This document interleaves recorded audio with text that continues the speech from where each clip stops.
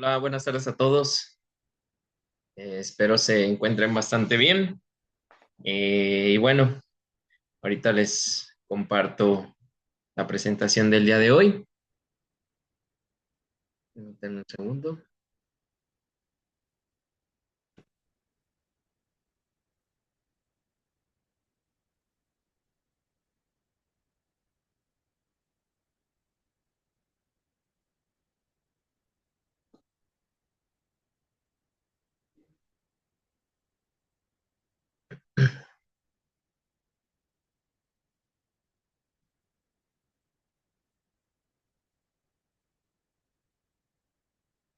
Muy bien. Ok.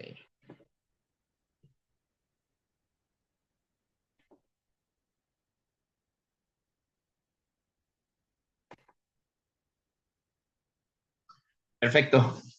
Muy buenas tardes a todos. Hoy vamos a iniciar con una nueva materia llamada Patología Pediátrica. Sí, Patología Pediátrica uno, en la cual vamos a ver diversas enfermedades que se presentan ahora sí que en la edad pediátrica, y que bueno, el día de hoy vamos a ver un poquito de muerte y mortalidad a nivel nacional, a nivel internacional, así como una patología de bastante prevalencia e incidencia en nuestros niños, ¿sale? Que tiene que ver con las vías respiratorias. Curiosamente, si nosotros eh, observamos las tablas de la Dirección de Epidemiología en nuestro país y del INEGI, en su gran mayoría son enfermedades de tipo infectocontagioso, ¿sale? Entonces, la mayoría de las enfermedades o tenemos esa tendencia. Sin embargo, aquí vamos a ver patologías que no están relacionadas con algún microorganismo, cosa que vamos a ver en la materia de infectología pediátrica, ¿va? Bueno, aquí les pongo de igual manera el calendario para que ustedes lo vayan revisando. Hoy estamos a 16 de febrero del 2026 y nos encontramos en lo que sería la primera clase de patología pediátrica. Vamos a tener 4 clases. La siguiente sería la próxima semana, ¿sí? El 23 de febrero, y posteriormente hasta el 2 de marzo y el 9 de marzo, que tendríamos la última clase, y también agregado a lo que sería el examen, ¿sale? Recuerden que los exámenes se presentan en la hora clase, como lo hemos estado haciendo en las dos anteriores materias. Sí, es importante tener esto en cuenta, ¿sale? Y otra cosa importante, de igual manera, ahorita vamos a ver los puntajes de esta materia para que los vayan considerando al momento de realizar lo que son sus diferentes trabajos. Bueno, ok. Dentro de esta materia, pues vamos a tener, ya saben que la calificación máxima es de 10 puntos, ¿sale? El examen vale 5 puntos y las tareas, en este caso, valdrán otros 5 puntos. Alguien a lo mejor me podrá decir, oiga, en esta materia no va a haber de manera específica un proceso enfermero. No de manera específica, pero en algún momento sí podríamos hacer un plan de cuidados, ¿sí? Relacionado con alguna de las patologías, ¿sale? Para que lo consideren, lo tomen a cuenta. Y ojo, una pequeña observación, ¿sale? De manera general, recuerden que cuando se realizan trabajos de investigación, o en este caso de metodología, enseñanza, aprendizaje, hay que omitir los nombres de los pacientes, ¿sale? Esto es un aviso general, va.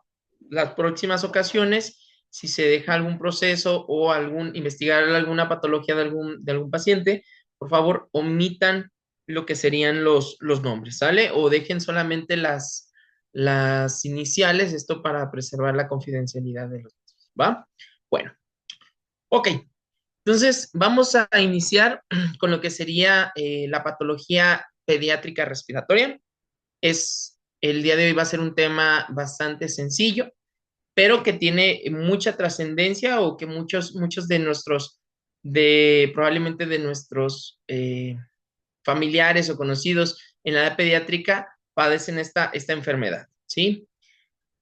Ok, bueno, nosotros tenemos que comenzar a entender que los problemas de mortalidad, recordemos que morbilidad se refiere a las enfermedades en términos epidemiológicos y mortalidad se refiere a las posibilidades que hay de fallecimiento por X enfermedad, ¿sí? En, con relación a la letalidad se refiere al número de personas que fallecen por alguna causa, ¿sí? Pero solamente son divididas entre el número de enfermos de esa patología. Aquí lo que vamos a ver es la tasa de mortalidad. Recordemos que las tasas, ¿sí? Con S, son ahora sí que las fórmulas perfectas de la epidemiología, porque consideran persona, ¿sí? Lugar y tiempo.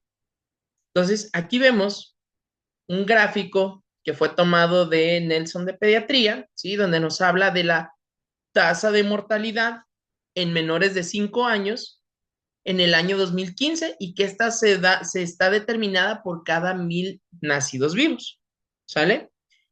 Esto sí es importante entenderlo porque hay países, ¿sí? Que tienen tasas bastante altas y cuando decimos bastante altas, ahorita vamos a ver qué países son. Si nosotros revisamos menor a 10, se refieren todos aquellos países que se encuentran en blanco. Posteriormente tenemos que hay tasas de mortalidad de 10 a 49 por cada 1,000 nacidos vivos en el 2015 en menores de 5 años y que representan del 10 a 49. Posteriormente sigue una en color como cafecito, rosadito, ¿sí? Que van de 50 a 99. Posteriormente tenemos un anaranjado que va de 100 a 199. Posteriormente el rojo, ¿sí? El rojo, que sería mayor a 200 esa tasa de mortalidad. Pero si nosotros observamos, hay algunos países que se encuentran en blanco. Ojo, no quiere decir que están en cero. Si nosotros recordamos epidemiología, vamos a escuchar algo bien curioso. El 0 y el 100, pues bueno, realmente son como los números que podríamos decir, pues 0, pues es complicado. 100 también es complicado. Sin embargo, vamos a tener variaciones entre 0,1 a 99,9%. ¿Sale? Entonces, nosotros observamos aquí que países de Latinoamérica tenemos, tuvimos, mejor dicho, tuvimos una tasa de mortalidad en el 2015 entre el 10 y el 49, ¿sí? Entre 10 y 49 por cada 1,000 nacidos vivos. ¿En quiénes? En los menores de 5 años.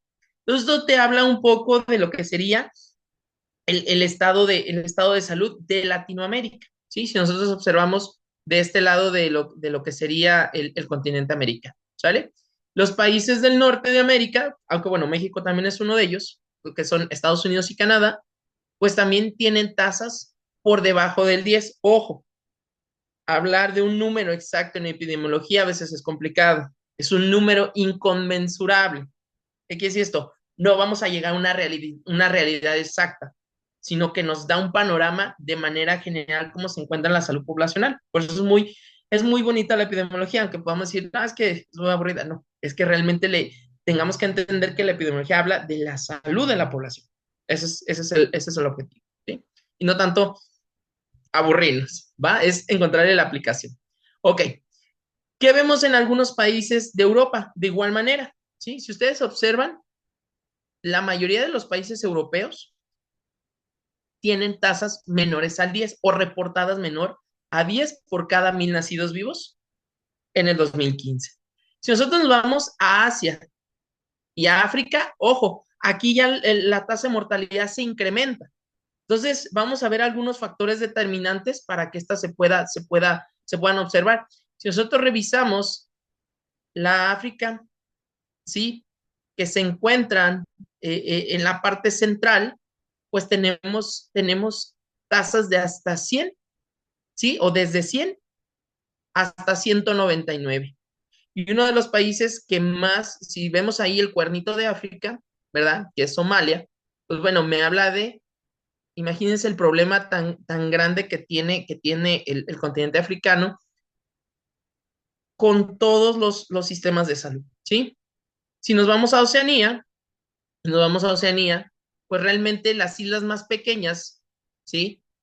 Esas islas súper pequeñas o esos países o esos, mejor dicho, esos estados, pues bueno, se manejan en tasas de 10 a 49 según lo reportado. Si nosotros observamos Australia y Nueva Zelanda, pues reportan o notifican tasas de mortalidad menores a 10 por cada 1,000 nacidos vivos, ¿sí? Entonces, esto es importante que lo tengamos. ¿Por qué? Porque me habla de que, abajo lo dice en la imagen, la probabilidad de morir antes de los 5 años por cada 1,000 nacidos vivos, ¿sale? Ahora sí, ¿cómo decirlo? Como si fuera una lotería, ¿verdad? A mayor número de boletos hay mayores probabilidades de ¿qué? De ganarse la lotería. Sucede lo mismo con la epidemiología. Hay mayores posibilidades de que un niño, o mejor dicho, hubo en el 2015 mayores posibilidades en el continente africano, perdón, en el continente africano y en el continente asiático. Ok, si nosotros revisamos, ¿sí? Parte de los objetivos del desarrollo sostenible, el que me habla acerca de la meta 3.2, salud y bienestar, y de manera específica, la tasa de mortalidad de niños menores de 5 años en nuestro país, ¿sí?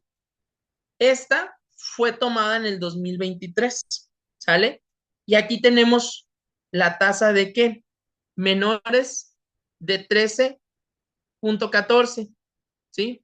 Luego le siguen de 13.15, 13.68, luego de 14.24 a 14.77, posteriormente a 14.78 a 15.31 y mayor de 15.32 por cada 1,000 nacidos vivos en nuestro país en el 2023, ¿sí? Si nosotros revisamos, hay algunos estados que tienen cercanas a 14.8 y muy probablemente a 15. Hay algunos otros estados que tienen tasas de mortalidad reportadas menor a 13.14. Ojo, reportadas o notificadas. Volvemos a lo mismo, el hecho de que no se reporten no quiere decir que no existan. Sin embargo, esto nos habla una pincelada de manera general cómo se encuentra nuestro país en temas de mortalidad en menores de 5 años. Entonces, probablemente sabemos que hay muchas personas de diferentes estados de la República. Ustedes pueden aquí visualizar, según su estado, cuál fue la tasa de mortalidad de menores en 5 años, ¿sí? En el 2023 por cada 1,000 nacidos vivos. Entonces, aquí igual les dejo el link por si lo gustan revisar en algún momento, pueden tener esa información y que continuamente también la ventaja de esta página es que te da la capacidad de cambiar la rampa de colores, ¿sí? Si alguien no lo quiere ver en rosa, pues hace un cambio en la rampa. Entonces, es muy importante esta herramienta. ¿Sale, chicos? Ahí lo tenemos. Bueno, ok. Es bien curioso entender, ¿sí? Cómo ha venido evolucionando de manera histórica las diferentes enfermedades dentro de la población infantil. Si nosotros revisamos este recuadro bien interesante que fue tomado de Nelson de Pediatría, ¿sí? Aquí revisamos que clasifica a las nuevas morbilidades, ¿sí? Hay una revisión de las nuevas morbilidades y las nuevas morbilidades nuevas. Entonces, nosotros observamos que en un periodo de 1982 a 1993 hay trastornos de qué? Del comportamiento en la salud mental. Ojo, entonces esto me habla de que desde aquellos tiempos ya existían problemas enfocados en salud mental en el área de pediatría, ¿sí? Había elementos de crisis familiar, maltrato y abandono, enfermedades crónicas, o que en aquel momento podían mencionarlas como prolongadas o de cuidados muy complejos, ¿sí? Temas de drogadicción y dificultades en el ambiente escolar. Ok, si nosotros revisamos, había 1, 2, 3, 4, 5, 6, 7 morbilidades, ¿sí? Posteriormente, en el 2001 hay una revisión de estas, ¿sí? Entonces tenemos problemas escolares, trastornos, ahora sí, ya más de manera más específica del ánimo, cuestiones de ansiedad, que se pueden ver reflejadas en temas de suicidio o homicidio en algunos casos, violencia escolar. Entonces, si lo vemos, ya comienza a haber temas ya más específicos, drogadicción y alcoholismo, infecciones por VIH, la pobreza, la falta de derecho a la vivienda, familias monoparentales, el efectos sociales, ¿sí? Disputas, un ejemplo es el divorcio, ¿sí? Ya comienza a engranarse elementos socioeconómicos en comparación a los periodos de 1982 y 1993, ¿sí? Pero posteriormente hay experiencias que las nuevas morbilidades nuevas. Entonces, tenemos diferentes aspectos y ya comienza a ver que enfermedades crónicas asociadas que al estilo de vida, que también vamos a ver más adelante, en esta misma materia, cuestiones de obesidad, diabetes tipo 1 y principalmente diabetes ¿qué? Tipo 2, trastornos de comportamiento, inseguridad alimentaria, ¿sí? Volvemos a tener efectos de qué? Socioeconómicos, ¿sí? Entonces, a pesar de que el tiempo van cambiando estas necesidades, vemos algunas enfermedades o problemas sociales o socioeconómicas que se han visto que incrementado o se han potencializado en las edades pediátricas. Ok, esto es bien importante que lo consideremos en los determinantes de la salud. Ya lo hemos mencionado en algún momento en el tema de crecimiento y desarrollo.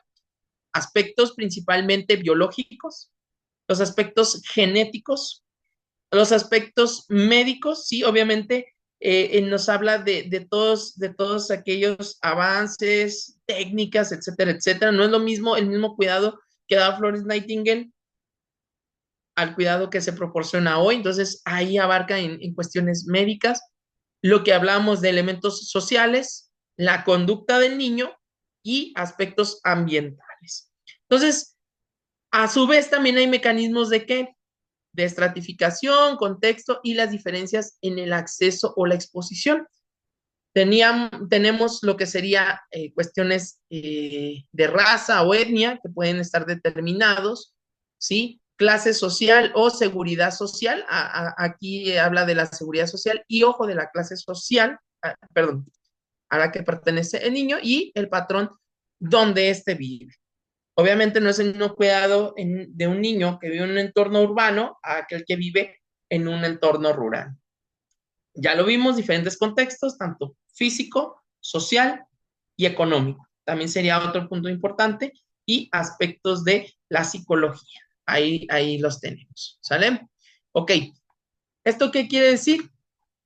Que ahí puede existir diferencias en el acceso o la exposición a estos determinantes, como pueden ser las conductas, si hay promoción de la salud o no, si se asumen estos riesgos, ¿sí? La asistencia sanitaria, ya lo que hablábamos, el acceso, porque puede haber asistencia sanitaria, pero ¿quiénes tienen derecho a esta misma o a recibir la calidad? Recordemos, se refiere a seguridad del paciente, centrada en el paciente, ¿sí? Se refiere a efectividad, eficiencia, eficacia, que esté fundamentada científicamente. Eso engloba la calidad de la atención. Y tema bien interesante. Exposición, obviamente, ya lo vimos a otros aspectos, como dicen toxinas o contaminantes patógenos o algunos elementos carcinógenos, estrés y adversidades, ¿sí? Las estructuras de apoyo social, como pueden ser los padres, los cuidadores o las escuelas. Entonces, todo esto también es la suma de elementos que permiten poder tener, ya sea desigualdades en la salud, ¿sí? Y en el desarrollo precisamente de nuestros pacientes pediátricos. Muy bien. Ok, ahora sí vamos a iniciar de lleno con lo que sería nuestro tema de hoy, que sería propiamente la primera patología que vamos a revisar. ¿Sale? Ok. Muchas veces hemos conocido personas que dicen, es que tengo asma, ¿ok? ¿Y qué es el asma? Bueno, aquí es bien importante recalcar que es una enfermedad respiratoria o que principalmente tiene manifestaciones respiratorias, ¿sale? Pero ahorita vamos a ver más adelante que hay otra serie de mecanismos que hace que se presenten estos problemas respiratorios, ¿sí? ¿Y qué nos dice? Enfermedad respiratoria en la que existe una inflamación crónica. Ya me habla de un problema inflamatorio a través del tiempo, donde hay una hiperreactividad de los bronquios, recordemos que son vías aéreas de conducción, y la cual vamos a presentar disnea, que es la dificultad respiratoria, sibilancias, tos y la sensación de una opresión torácica. Entonces podemos decir que el asma es una enfermedad respiratoria crónica, la cual está relacionada con la hiperactividad de estos bronquios y que se manifiesta ya sea por la dificultad para respirar, la tos y principalmente sibilancias y la opresión en el pecho. Ahí lo tenemos en la definición del asma.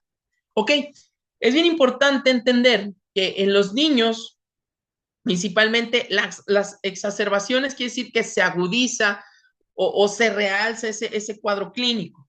Regularmente se dan durante las noches o en las mañanas muy, muy, muy temprano. Puede ser por el descenso de la temperatura. Ahorita vamos a ver en algunos elementos, perdón, que pueden desencadenar el asma, ¿sí? O que serían como factores de riesgo, pero en realidad la mayoría de la bibliografía te dicen desencadenantes, ¿sí? Y ojo, hay que entender que el asma tiene una característica importante. La alteración de este flujo, ¿sí? Al momento que sale, nos dice que es reversible. Si ustedes revisan la mayoría de la bibliografía, te dice, cuando hay una alteración de flujo y es asma, esta va a ser ¿qué? Reversible, ya sea de manera espontánea o con tratamiento. Entonces, por eso es importante y por eso lo recalcamos en negritas. ¿Por qué? Porque van a disminuir esos signos y síntomas. Regularmente, cuando estaba revisando el tema, sí, chicos, podríamos decir que el manejo que le dan de manera interdisciplinaria para el asma es tanto diagnóstica como tratamiento, ¿sí? ¿Por qué? Porque si el niño no responde a este tratamiento, entonces no es asma. Si responde, pues bueno, ahí lo tenemos, ¿sale? Ok, ¿cuáles son las posibles causas de esta enfermedad en los pacientes pediátricos? Ojo, nos dice que las cuestiones alérgicas influyen en aproximadamente el 60% de los niños y aquellos que han tenido pruebas positivas a alergias, ¿sale? Entonces, esto es importante porque puede tener una asociación. ¿Y qué nos dice? Aquellos que tienen una predisposición genética para desarrollar inmunoglobulina C a diferentes aeroalérgenos, ¿sí? Van a tener mayor predisposición para desarrollar el asma, ¿sale? Entonces habla de elementos que, alergias, cuestiones genéticas, etcétera, etcétera. Entonces vamos teniendo la suma de diferentes elementos y que cuando no hablamos de desencadenantes se refieren a aquellas sustancias o enfermedades, ¿sí? Que pueden desencadenar o hacer que el asma se vea más exacerbado, ¿sabes? Aquí lo vemos, ¿sí? Tenemos los desencadenantes del asma. ¿Cuáles serían? Principalmente los alergenos, aquellos que pueden producir una reacción alérgica en el cuerpo, y tenemos aquellos que son del exterior, del ambiente del niño o en el interior. Principalmente los exteriores nos hablan de hierbas, nos hablan de arbustos, de mohos, de pólenes, ojo, y la contaminación del aire. Pero también dentro del interior de su casa nos habla de aspectos como lo pueden ser el polvo, los ácaros propiamente del polvo, etcétera, etcétera.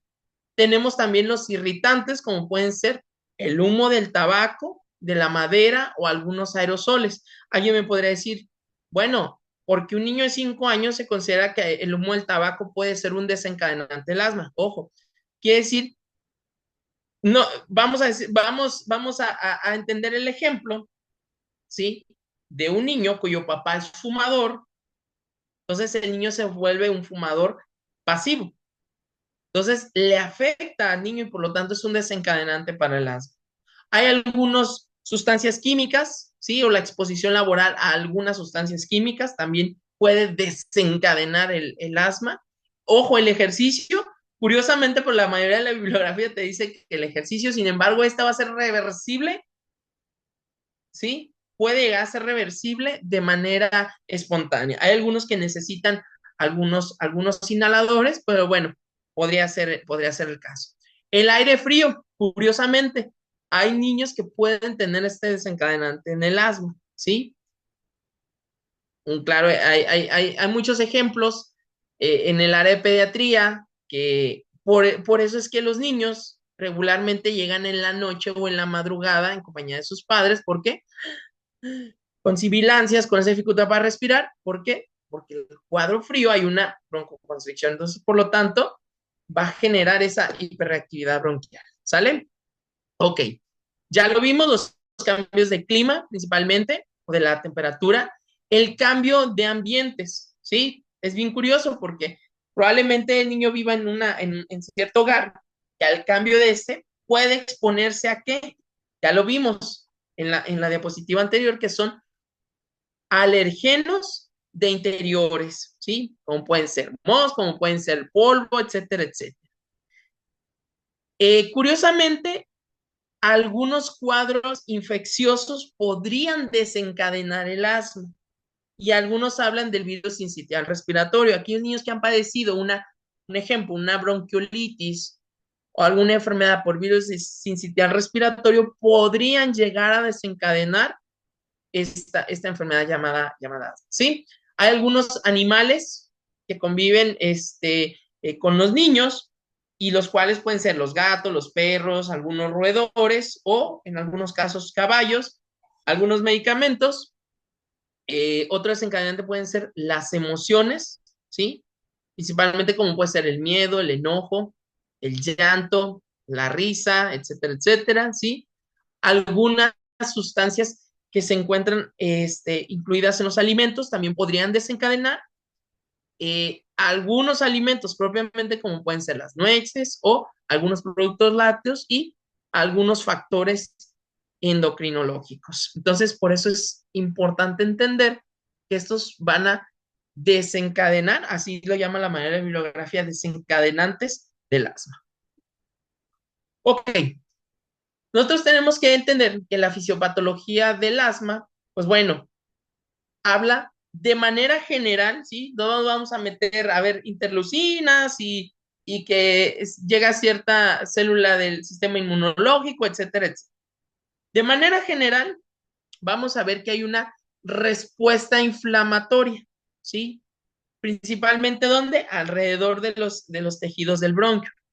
Posteriormente, hay un edema de estas vías respiratorias, ¿sí? Recuerden que se acumula líquido y hay una mayor secreción del moco.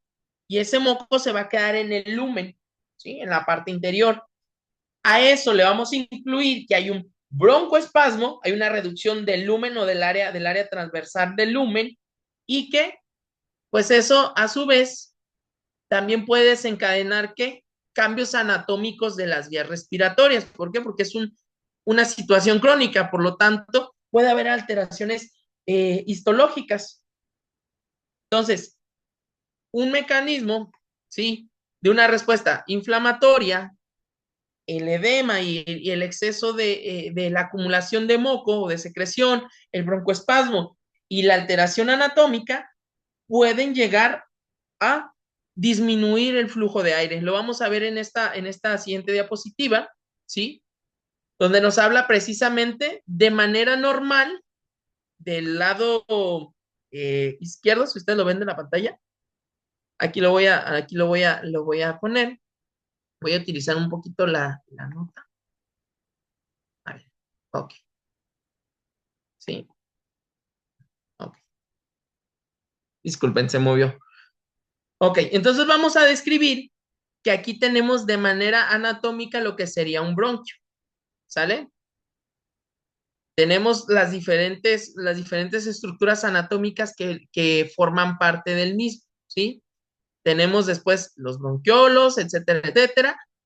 Pero si ustedes observan, aquí hay que músculo liso, que es precisamente el que se va a contraer. Hay, viene una disminución de los cartílagos. Recordemos que los cartílagos de la tráquea son en forma de U y aquí ya se vienen disminuyendo y que posteriormente hay un epitelio que recubre lo que sería el resto del bronquio. ¿Qué sucede en el asma? Ok, en el asma ya lo vimos, ¿sí?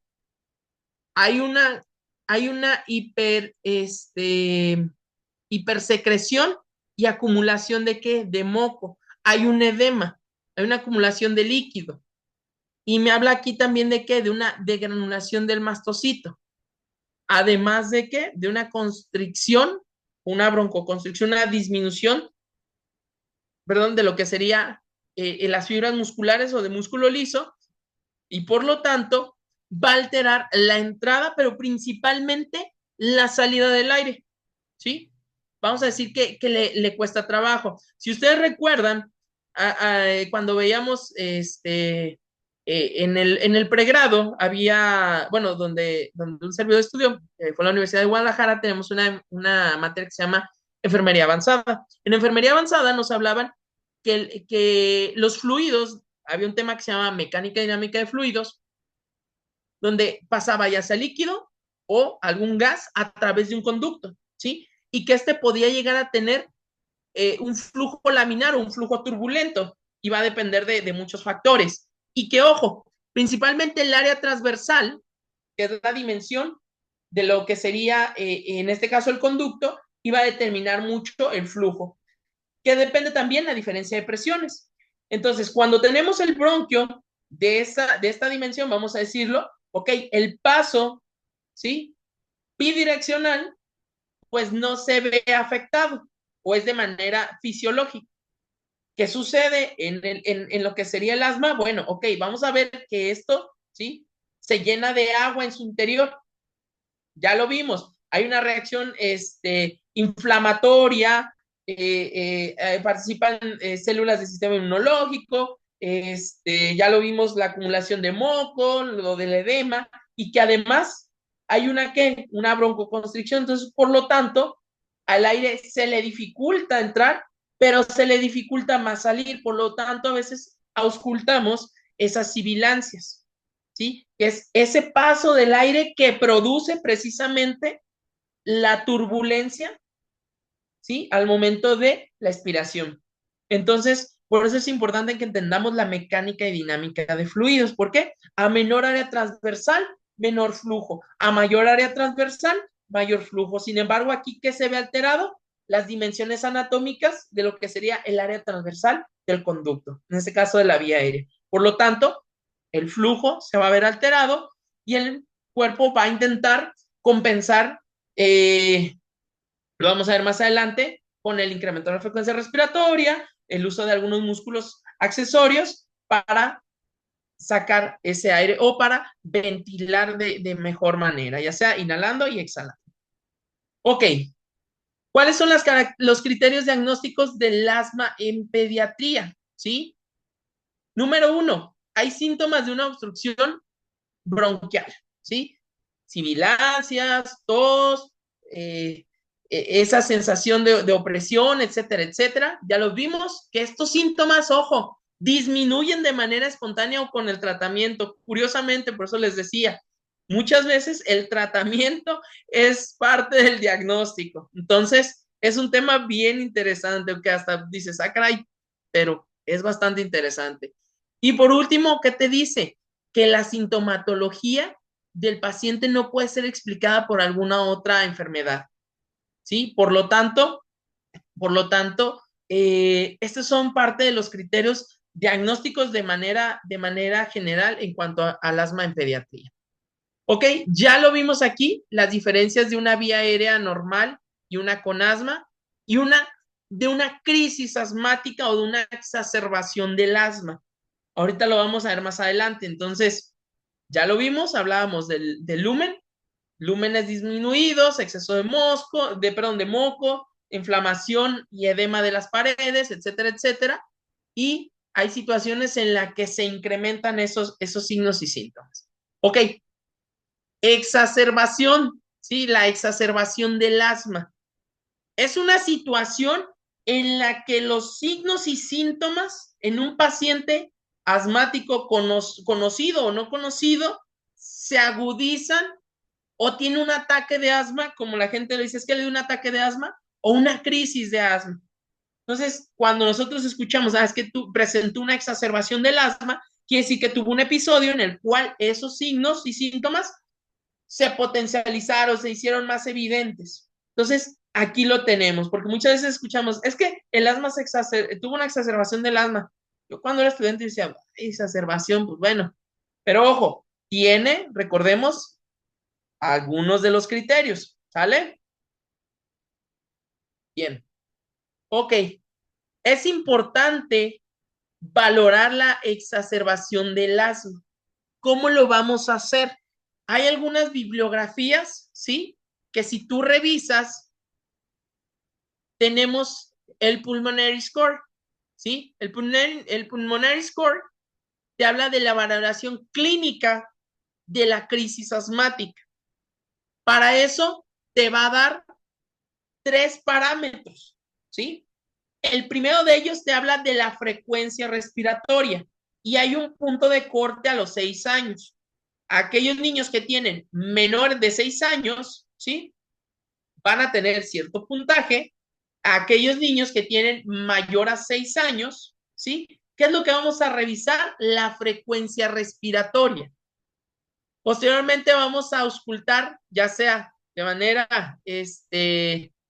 con un estetoscopio o a veces sin la necesidad de los mismos. A veces auscultamos de manera casi,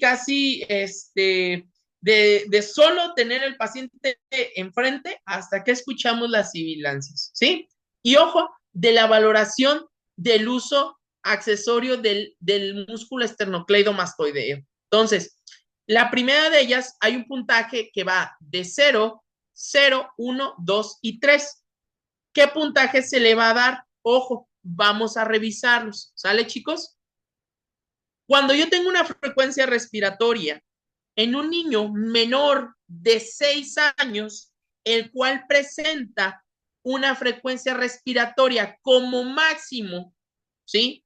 O menos de 30, se le va a dar un puntaje de 0. ¿Sabes? Hasta ahí lo vamos a tener. ¿Qué sucede si ese niño menor de 6 años tiene de 31 a 45? Se le va a dar un punto. Si yo tengo un niño menor de 6 años, el cual tiene una frecuencia respiratoria de 46 a 60, se le van a dar 2 puntos. Y si tiene mayor de 60, va a tener ¿sí? Un número 3, una puntuación de 3. Por eso es importante que nosotros tengamos nuestra tablita de signos vitales. ¿Para qué? Para hacer una comparativa de estos signos vitales. ¿Sale? Posteriormente, ¿qué pasa en aquellos niños mayores de 6 años? Ok, si yo tengo un niño mayor de 6 años, el cual presenta como máximo una frecuencia respiratoria de 20, se le va a dar un puntaje de 0. De 21 a 35, un puntaje de 1. De 36 a 50, un puntaje de 2. Y mayor de 50, un puntaje de 3 en la Pulmonary Score. ¿Qué sucede si yo ausculto sibilancias? Si no hay sibilancias, tiene un puntaje de 0. Si yo con el estetoscopio ausculto los campos pulmonares y escucho o ausculto una sibilancia al final de la expiración, regularmente se pueden presentar al final de la expiración, le voy a dar un punto.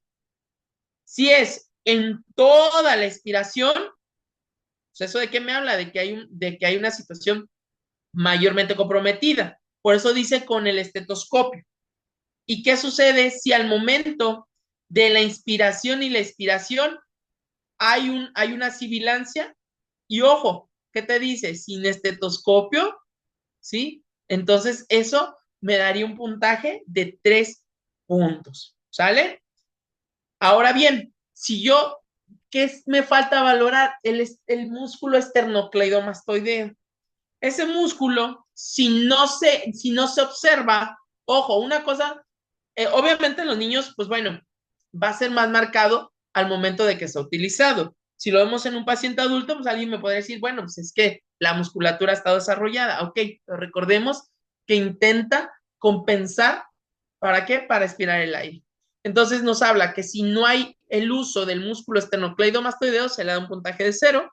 Si está incrementado de manera leve, pues bueno, se le da un punto a este rubro. Si se encuentra aumentado, se le va a dar 2 puntos. Y si hay una actividad constante, ¿sí? Ahí lo vemos, va a ser de 3. Y ojo, ¿qué me dice? Si yo sumo este puntaje de la exacerbación asmática o de la crisis, hay una crisis que puede ser leve de 0 a 3 puntos, ¿sí? Debemos tener una moderada que va de 4 a 6 puntos y una puntuación de 7 hasta 9 como máximo, me habla de una crisis asmática o de una exacerbación del asma de manera grave, ¿sí? Entonces, por eso es importante que lo tengamos en cuenta este pulmonary score. A su vez, este pulmonary score podemos utilizar alguna otra manera para evaluarlo, como puede ser la saturación de oxígeno con pulsioximetría. ¿Qué quiere decir esto? Ok, si en la pulmonary score tuve un puntaje de 0 a 3, pues ya sé que es leve. Si tengo una pulmonary score de 4 a 6, me habla que es moderada, y de 7 a 9, una grave. Pero también si agregamos esta valoración, ojo, el paso 1 de pulmonary score me habla de qué? De aspectos, ¿sí? O de una clínica, de signos o de manifestaciones evidentes. Acá lo vemos también, alguien puede decir, sí, es un signo, en el otro es clínico. Aquí ya utilizamos alguna herramienta como lo es el pulsioxímetro. Entonces, si yo tengo una saturación mayor a 94%, me dice que tiene una exacerbación o una crisis asmática de manera leve. Si yo tengo una crisis asmática de 91 a 94, va a ser una moderada. Y si tengo una crisis asmática menor de 91, se consideraría grave. Y ojo, aquí la bibliografía me dice algo bien interesante. ¿Qué te dice? La diferencia o la discordancia entre la puntuación clínica y la saturación de oxígeno, ¿cuál vamos a elegir? Aquí nos dice, vamos a utilizar la que tenga mayor gravedad. Un ejemplo, ¿sí? Si la pulmonary score me da un puntaje de 5 y la oximetría me da un puntaje de 90, me voy a quedar con ¿cuál? Con la que tiene mayor gravedad. En este caso, tiene una exacerbación, una crisis asmática de tipo grave, ¿sí? Por eso es importante que lo consideremos entre los aspectos clínicos y la medición al momento de valorar la crisis asmática. Ok, ¿cómo se va a manejar la exacerbación del asma o la crisis asmática? ¿Sí?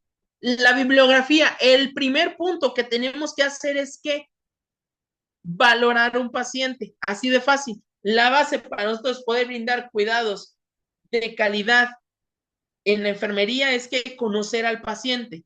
Por lo tanto, ¿qué tengo que hacer? La pulmonary score, valorar la frecuencia respiratoria, auscultar a mi paciente. Por eso es que el personal de enfermería no debemos dejar de valorar de manera integral y completa a nuestros pacientes.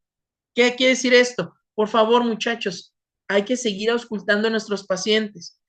Lo voy a poner de ejemplo. Lamentablemente en algunas instituciones, digo, y no quiero sonar, ahora sí que grosero, pero de verdad los pasantes hoy en día es muy complicado que quieran trabajar con un baumanómetro, aneroide y un estetoscopio, cuando anteriormente eso eran herramientas básicas para nosotros y lo siguen siendo, son básicas.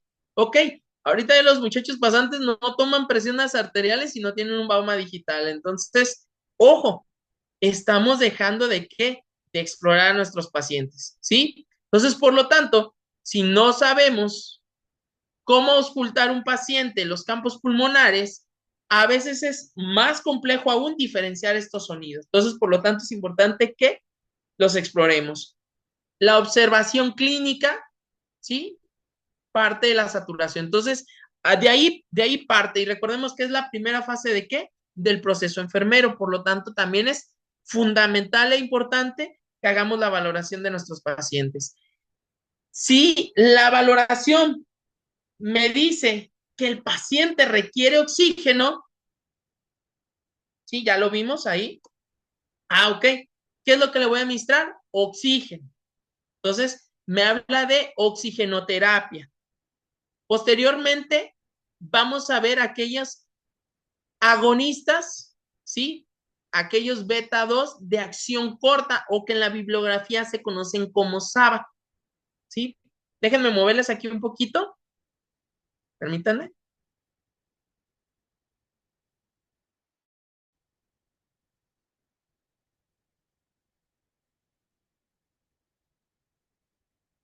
Ahí está. Por ahí tenía de más una palabra para que ustedes la puedan visualizar. Ok, vamos a presentarla de nuevo. Ahí está. ¿Sale? Entonces tenemos a esta SABA, ¿sí? Que son los agonistas de acción corta, que ustedes lo van a encontrar ya sea como SABA, porque también hay agonitas beta de acción larga, ¿sí? Pero principalmente en la exacerbación vamos a tener aquellos de acción corta o conocidos como SABA. Y que a su vez hay que administrar corticosteroides, ¿sí? ¿Por qué? Si ustedes recuerdan la fisiopatología, la definición de asma, ¿qué me hablaba? Que es una enfermedad respiratoria crónica caracterizada por hiperreactividad e inflamación. Entonces, por lo tanto, es para abrir dirían, abrir el pulmoncito y disminuir la inflamación. Si en algún momento este manejo, ahorita vamos a ver la guía de práctica clínica, que por ahí la pude rescatar, ¿sale? La guía de práctica clínica aquí de México, se administrará sulfato de magnesio. ¿En cuáles casos? Cuando el manejo inicial no funcione. A su vez, si esta misma exacerbación no responde a los tratamientos anteriores, pues bueno, ya me habla de llevar a los pacientes pediátricos a unidades de cuidados intensivos pediátricos para tener un mayor manejo y hacer ahora sí que un cuidado más especializado. Entonces, vamos a decir que esta es la ruta para el manejo de esta exacerbación o de esta crisis asmática. Por eso tenemos niños, los cuales, ahorita vamos a ver el número de nebulizaciones que regularmente tenemos, estos mejoran y se van a su casa. En dado caso que no mejore, pues bueno, tendría que dárseles el manejo. ¿Sale? Ok, aquí vemos vamos a decirlo como si fuera un diagrama de flujo o muy parecido con relación a la gravedad de estas crisis. Ya lo vimos, las crisis leves, que son los SABA, ¿sí? Los SABA generalmente, y lo vamos a ver en la guía de práctica clínica, que es el salbutamol, ¿sí? Y que nos habla también de administrarlo en una cámara espaciadora, ¿sale? Y posteriormente, ¿qué? Reevaluar a los 10 o 15 o en la guía de práctica clínica te dice 20 minutos, ¿sale? Si el paciente responde, se va de alta con SABA, ¿sí? ¿Y qué te dice? Se pueden considerar corticosteroides sistemáticos si la crisis ha sido moderada o si hay otros factores de riesgo que los agraven. Estos medicamentos, los corticoides, podrían ser también tomados en algún momento, ¿sale? Ok, si esta crisis no mejoró, sino por el contrario, empeoró o no respondió, nos vamos a que es una crisis moderada, ¿sí? Vamos a tener la administración de salbutamol con la cámara espaciadora, ¿sale? Con esa camarita o el zero chamber que regularmente utilizan los niños o algunos adultos, ¿qué te dice? 4 a 8 disparos en la cámara cada 15 a 20 minutos, hasta 3 ciclos, con una nebulización de salbutamol de 2.5 a 5 miligramos cada minuto, hasta 3 ciclos, y valorar los corticoides orales. Posteriormente, ¿qué se hace? Revalorar al paciente. ¿Respondió? Sí, ok. Se va al algoritmo de lo que sería la crisis leve. Si no responde, hay que valorar, recordemos la saturación de oxígeno, ¿sí? Aquí sí ya me recomienda el uso de salbutamol y de bromuro de hipratropio, o de cierta marca que todos conocemos, ¿sí? Que viene combinadito, ya sea en una cámara espaciadora o en una nebulización continua. Aquí me habla de 1 hora, pero la guía de práctica clínica, ahorita vamos a ver la diferencia que puede llegar a existir, ¿sí? Además de agregar un corticoide sistémico, como puede ser la prednisona, de 1 a 2 miligramos por kilogramo de peso, y se va a hacer una evaluación durante 1 hora. Si este responde, bueno, puede ser una crisis asmática una crisis asmática moderada, y continúa el tratamiento de manera que hospitalaria, ¿sí? Si en dado caso no responde al manejo de la crisis grave, este niño sí tendría que ser ingresado a la unidad de cuidados intensivos pediátricos. Entonces, por eso es importante que valoremos principalmente signos y síntomas de nuestro paciente, y este nos va a dar la pauta conforme al manejo, ¿sale? Si va a necesitar algo más o solamente con los SABAs y algunos corticoides. Ok, bien. Lo que les comentaba, el manejo de la exacerbación del asma, ¿sí? Esto con relación a las guías de práctica clínica mexicanas. Fue un show, la verdad, encontrarlas, ¿sí? Fue un show encontrarla, pero por fortuna la encontramos, y vamos a ver algunos aspectos relacionados con el asma, ¿sale? Ok, permítanme un segundo.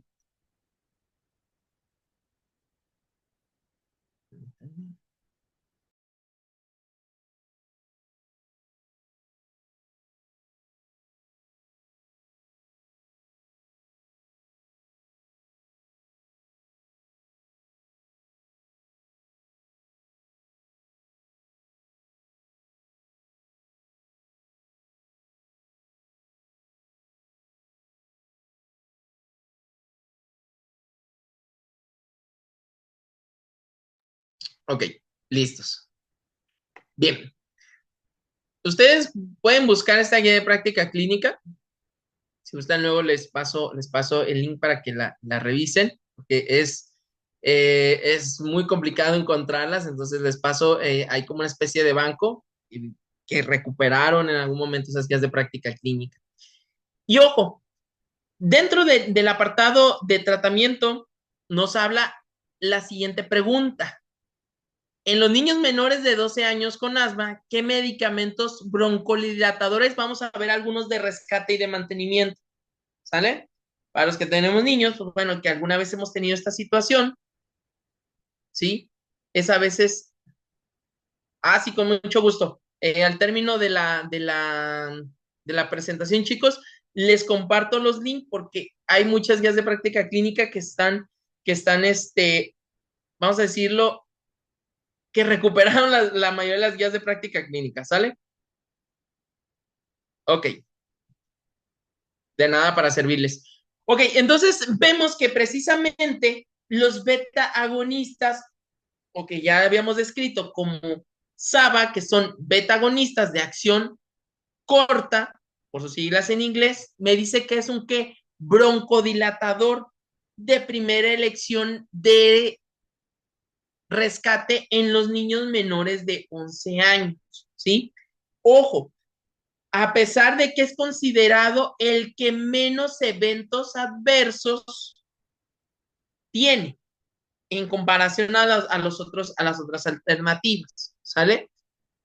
Aquí hay que dejar bien en claro, perdón, o tomar en cuenta que puede producir taquicardia, ¿sí? En algunas ocasiones me ha tocado la experiencia, ¿sí? De que la crisis asmática se encuentra una tos muy intensa y que puede llegar a producir el vómito en los pacientes. Entonces hay que tener en cuenta también esto.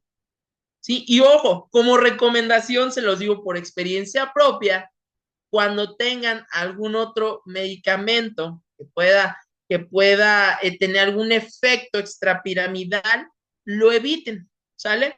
Les voy a platicar, no sucedió con un paciente pediátrico, pero sí con un paciente. En alguna ocasión estaba administrando una metoclopramida, ¿sí? Y a su vez estaba nebulizando un paciente, precisamente con salbutamol, bromuro y pratropio.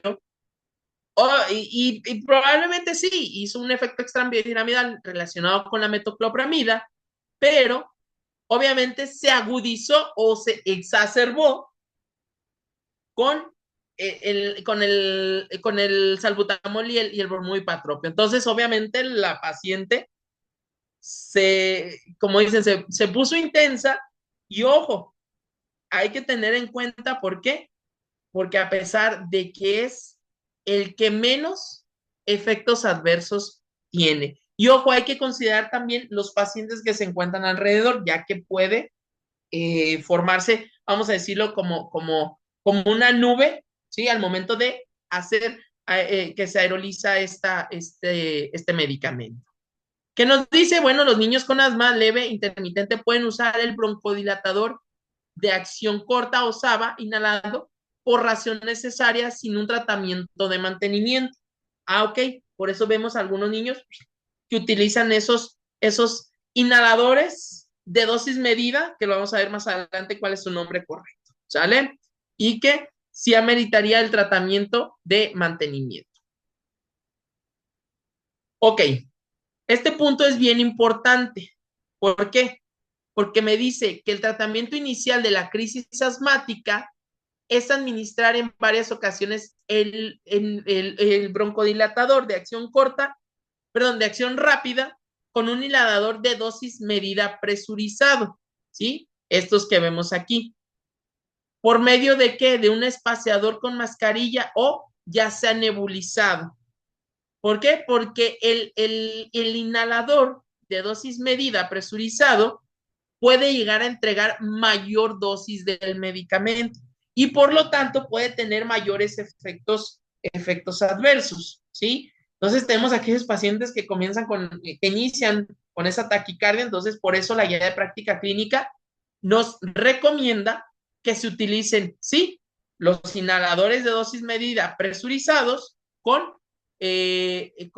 espaciadores de mascarilla, ¿sale? Como los que tenemos aquí abajo. Ojo, no es porque alguien diga, es por la marca, no, sino que regularmente en nuestro país tenemos estos espaciadores, ¿sale? Digo, un servidor, como ustedes lo saben, tiene un niño, en ocasiones ha salido aquí mi hijo, ok, él tiene manejo de mantenimiento principalmente cuando se agudiza el frío, curiosamente.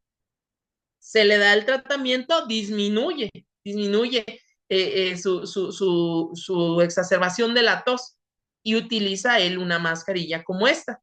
Entonces, eso es importante tenerlo, también enseñarle a los niños y a los papás cómo utilizarse, ¿sale? ¿Qué nos dice? Ya lo vimos que el salbutamol es el medicamento de primera línea para el tratamiento y ¿qué te dice? Por la vía inhalada, ¿sale? Ojo, en caso solo se va a administrar oxígeno cuando sea necesario, ¿sale? O solo cuando se nebulice y se necesite administrarlo. ¿Qué nos dice? Las dosis van de 4 a 10 inhalaciones, o en este caso disparos, cada 20 minutos con el inhalador de dosis medida presurizado, más el espaciador de la mascarilla, durante la primera hora, ¿sí? Esto en el tratamiento de la exacerbación asmática. Y posteriormente lo vamos a hacer cada 4 o a 6 horas, dependiendo del estado clínico del paciente. Ok, pero ¿qué me dice? Cuando hay una crisis de leve a moderada, el tratamiento ya lo vimos, es con salbutamol, de preferencia con el inhalador de dosis medida, presurizado, o si se encuentran en un hospital, la nebulización, por eso te dice nebulización en el hospital, y la dosis es de 0.10 a 0.15 miligramos por kilogramo de peso en esa dosis, ¿sí? O en su momento el de 0.03 mililitros kilogramo dosis, con un máximo de 0.5 nebulizado, o el salbutamol con el inhalador de dosis medida presurizado, y el espaciador de mascarilla. Pero ojo, eso es solamente cuando se tiene solo el salbutamol. Aquí esto también es bien importante, porque me dice el salbutamol con inhalador de dosis medida presurizado, más el espaciador. En aquellas presentaciones de 100 microgramos, las inhalaciones van de 2 a 4 disparos cada 20 minutos, ¿sale? Y ojo, si solamente tenemos el puro salbutamol en un hospital, va de 2.5 a 5 miligramos, o en este caso 0.5 mililitros a 1 mililitro, cada 20 minutos de manera intermitente, ¿sí?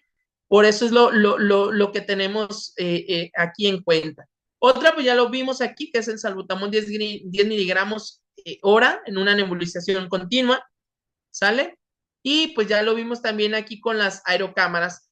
Es importante que los niños de 5, menores de 5 a 6 años, utilicemos este espaciador con mascarilla, ¿sale? Principalmente si estamos en un entorno ambulatorio.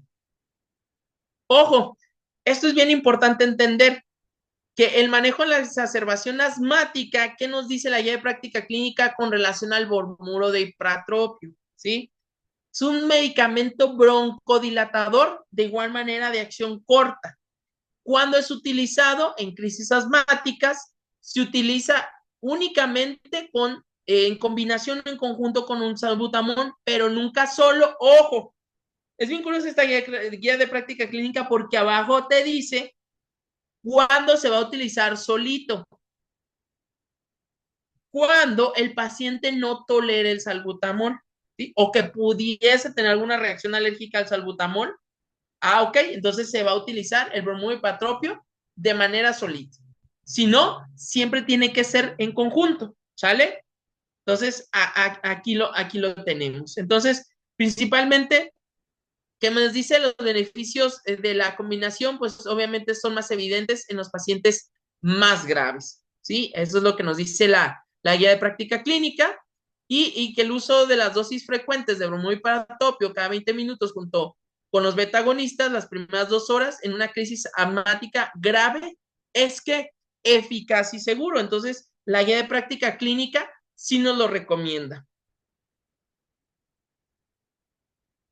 Bien, lo que ya les comentaba en cuanto al manejo de mantenimiento en casa. El anterior fue un manejo de la exacerbación o del rescate. Ya lo vimos con el SABA, en este caso principalmente salbutamol, en combinación con bromuro-ipratropio, ¿sí? Ahí lo tenemos para que ustedes lo tengan en cuenta, ¿sale? Ok, ¿qué nos dice en el apartado 2.3 del tratamiento de mantenimiento? Ok, la recomendación nos dice, se recomienda iniciar el tratamiento con corticosteroides inhalados en los niños de 6 a 12 años con antecedentes de una crisis los 2 años previos a que se observaron, ¿sí? Entonces, sí nos recomienda iniciar el tratamiento en aquellas condiciones que el paciente así lo amerite. Y ojo, aquí es bien importante entender que no solamente son estos medicamentos, sino que también la educación a los padres y a los niños, pero principalmente a los padres, va a ser fundamental en el área de enfermería y el asma pediátrico. Y si ustedes observan aquí, ¿qué nos dice? ¿Sí? Aquí abajito en el resumen, ¿qué nos dice? Hoy en día, considera que las principales causas que contribuyen a la morbimortalidad en el asma son el subdiagnóstico, ¿sí? Y el manejo inadecuado. Por lo tanto, ellos que consideran que estas medidas se pueden corregir a través de qué? La educación a la salud, ¿sí? Ustedes pueden revisar este artículo de investigación. Entonces, nos quedamos aquí en la parte de abajo. Es que corregir mediante una educación adecuada a nuestros pacientes. Si revisan también este otro artículo, sí, que fue publicado en el 2024, que se llama Intervenciones Educativas en el asma infantil, una revisión sistemática educacional, pues bueno, aquí lo tenemos. ¿Qué te dicen? Las intervenciones educativas más prevalentes, ¿sí? Son demostraciones in situ, o sea, en el lugar, y entregan ¿qué? De recomendaciones, intervenciones multimedia. Recordemos que hoy los niños ya son en su mayoría, muy tecnológicos, al igual que los papás. Entonces, por eso habla de medios de multimedios, ¿sale? Ok, varios artículos de investigación reportan que no se realiza correctamente una educación con el asma, ¿sí? Entonces, a veces decimos, pues tiene que utilizar el inhalador de dosis medida y, ¿cuál es ese? Oye, de la mascarilla esta espaciadora del aerochamber tan famoso, pues, ¿cómo se utiliza? ¿Por dónde se coloca? Ok, esta boquilla, se van a dar 2 disparos, va a haber una inhalación, etcétera, etcétera, ¿sí? Pero lo más importante que te dice en cuanto a la conclusión, que es necesario que se intensifique esta educación a los pacientes sobre el manejo correcto de los dispositivos y que se le dé seguimiento y unas revisiones posteriores para el control de las enfermedades, porque muchas veces se resuelve el problema y el niño vuelve a presentar la misma sintomatología y dicen los papás, hay automedicación, entonces no se les da una educación adecuada. Cuando al niño y principalmente a los padres, aquí sí se les orienta sobre la enfermedad y que esta puede llegar a tener, ahora sí que ciertas crisis, ok, es cuando a veces ellos lo toman en cuenta, pero tenemos que potencializar la información ahora sí que de esta enfermedad, ¿sale, chicos? Y bueno, como les dije, la patología más importante respiratoria la vamos a terminar de ver el día de hoy, ¿sale? ¿Por qué? Porque si vemos las cuestiones respiratorias, principalmente son cuestiones infecciosas, ¿sale? Les voy a dejar aquí un videíto para que lo puedan, es como un resumen de lo que fue toda la clase, ¿sale? Ok, permítanme.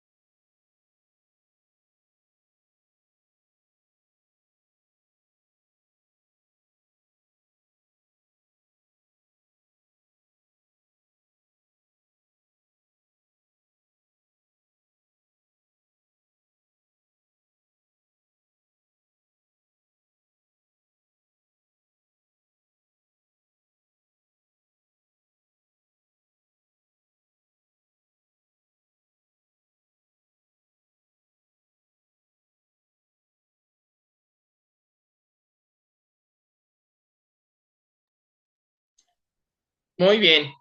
Entonces, como ustedes lo vieron en el video, ¿sí? Un mega resumen de lo que fue la clase del día de hoy.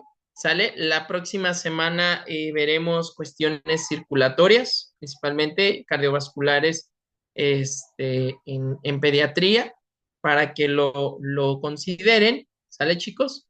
Y bueno, el día de hoy es todo por hoy, ¿sale? Le agradezco al licenciado Adalberto las facilidades para que se pudiera llevar la clase. Como les digo, no son los únicos temas de cuestiones respiratorias. Vamos a ver que principalmente la gran mayoría son problemas de índole infecciosa. Por eso es que los vamos a ver en su momento cuando tengamos la materia de infectología pediátrica. ¿Sale?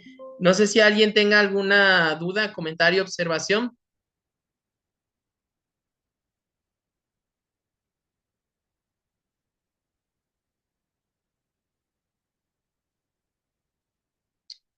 Ok, perfecto.